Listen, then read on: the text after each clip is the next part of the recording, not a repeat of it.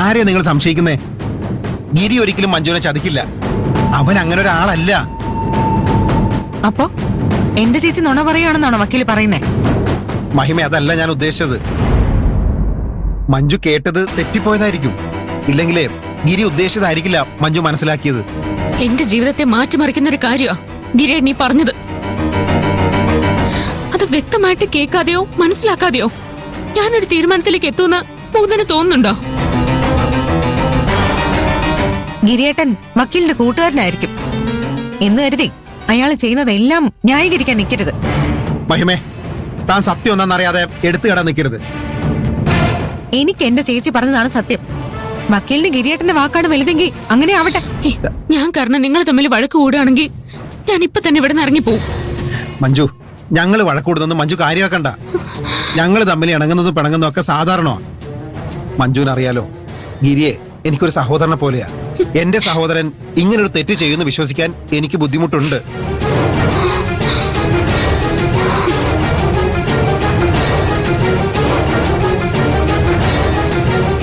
പക്ഷേ മഞ്ജു സ്വന്തം കുഞ്ഞിന്റെ അച്ഛനെ കുറിച്ച് ഒന്നും കാണാതെ ഇങ്ങനൊരു കാര്യം പറയില്ല എന്ന് എനിക്കറിയാം. അതുകൊണ്ട് ഈ വിഷയത്തിൽ അവന് പറയാനുള്ളത് എന്താന്ന് കൂടി മഞ്ജു കേൾക്കണം.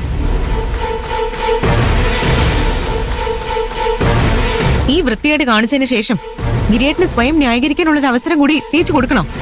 മഹിമേ, ഇതേ ഇവരുടെ രണ്ടുപേരുടെ മാത്രം കാര്യമല്ല, അവരുടെ കുഞ്ഞിന്റെ ഭാവിയെ കൂടി ഇത് ബാധിക്കും. അതുകൊണ്ട് ഗിരിക്ക് പറയാനുള്ളത് മഞ്ജു കേൾക്കണം.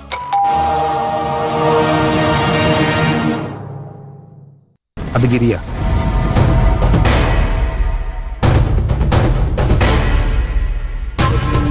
ഇങ്ങനൊരു വിഷയം നിങ്ങൾ തമ്മിൽ നടക്കുന്നുണ്ടെന്ന് എനിക്കറിയില്ലായിരുന്നു. അതുകൊണ്ട് മഞ്ജു ഇവിടെ ഉണ്ടെന്ന് ഞാൻ ഗിരിയെ വിളിച്ച് അറിയിച്ചു.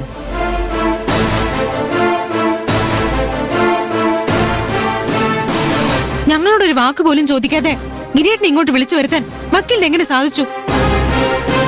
മഹിമേ, എന്നെ നിങ്ങൾ എത്ര വേണമെങ്കിലും കുറ്റം പറഞ്ഞു, എനിക്ക് കുഴപ്പമില്ല. പക്ഷേ ഗിരിയും മഞ്ജുവും തമ്മിലുള്ള തെറ്റിദ്ധാരണകൾ അവസാനിക്കണം.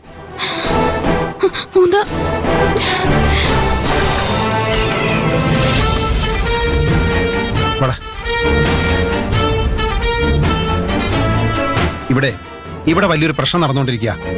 നീ ഇടപെടാതെ അതിനൊരു തീർപ്പുണ്ടാവില്ല. അതെന്താ ഇത്ര വലിയ പ്രശ്നം?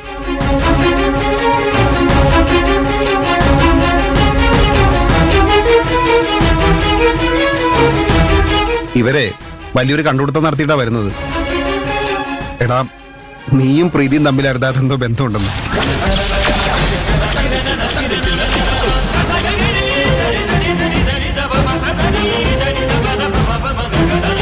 അതും നീ തന്നെ സമ്മതിക്കുന്നത് കേട്ടുന്നാ മഞ്ജു പറയുന്നേ.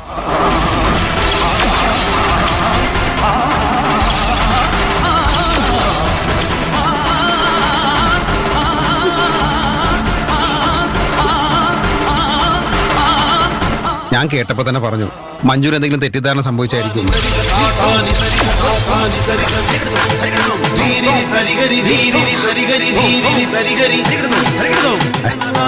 നീ എന്താന്ന് വെച്ചാ പറഞ്ഞത് ക്ലിയർ ആക്ക്.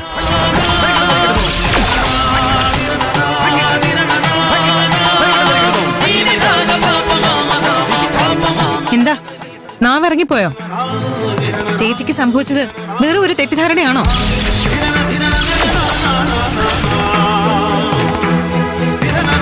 അപ്പൊ ചേച്ചി മനസ്സിലാക്കിയതെല്ലാം സത്യമാണല്ലേ?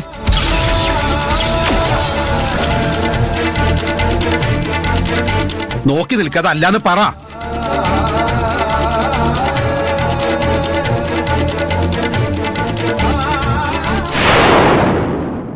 മഞ്ജു കേട്ടത് സത്യമാ.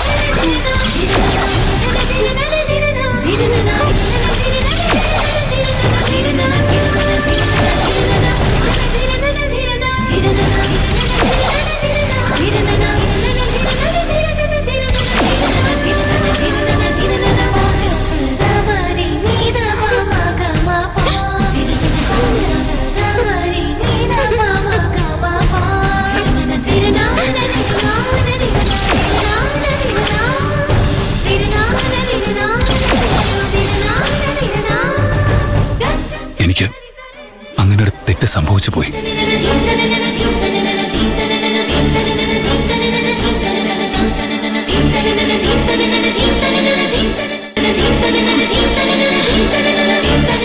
കിരീട്ടം പറയുന്നെല്ലാം ഞാൻ നല്ല വ്യക്തമായിട്ട് കേട്ടു.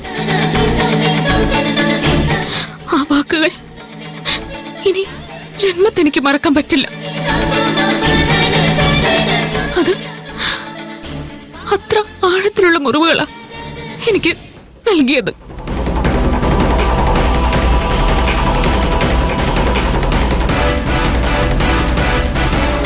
എന്നിട്ടും കിരീടിനോട് മുകുന്ദൻ സത്യം വെളിപ്പെടുത്താൻ പറഞ്ഞപ്പോ മനസ്സുകൊണ്ട് ഞാൻ പ്രാർത്ഥിക്കായിരുന്നു, ഞാൻ കേട്ടതൊന്നും വ്യക്തമാവാത്തതാവണോന്ന്, ഞാൻ മനസ്സിലാക്കിയതൊക്കെ തെറ്റാവണോന്ന്. കിരീടൻ എന്നെ ചതിച്ചിട്ടില്ലെന്ന് പറയുന്ന ഞാൻ ആഗ്രഹിച്ചു. പക്ഷെ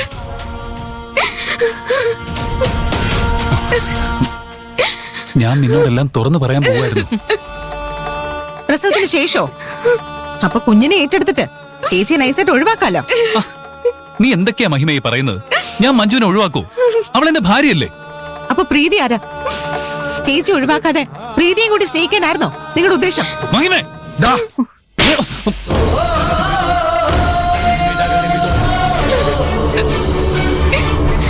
മിണ്ടരുത് നീ. മുകുന്ദ, ഞാൻ എനിക്കൊന്നും കേക്കണ്ട. എടാ, നിനക്ക് വേണ്ടിട്ട് ഇവരോട് ഇത്ര നേരം തർക്കിക്കായിരുന്നു ഞാൻ. കാരണേ നീ ഒരിക്കലും വിശ്വാസവഞ്ചന കാണിക്കില്ല എന്ന് എനിക്ക് ഉറപ്പായിരുന്നു.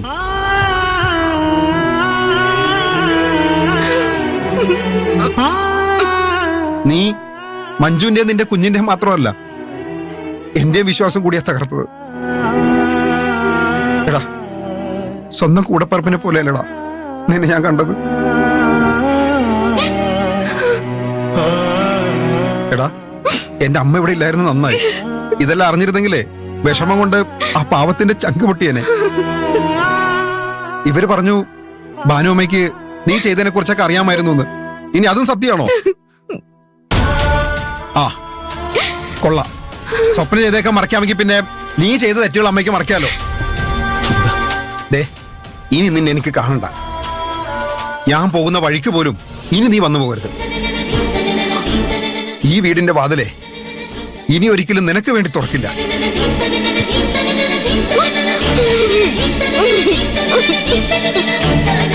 പോ, ഇറങ്ങി പോവാൻ. എടാ, മുകുന്ദ, എനിക്ക് മഞ്ജുവിനോട് സംസാരിക്കണം. മഞ്ജുവിന് ഇവരോട് സംസാരിക്കാൻ താല്പര്യമുണ്ടോ?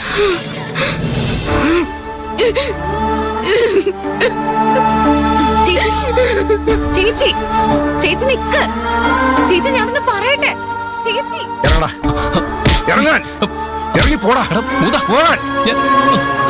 മുകുന്ദ, എടാ, ഞാനൊന്ന് പറയട്ടെ.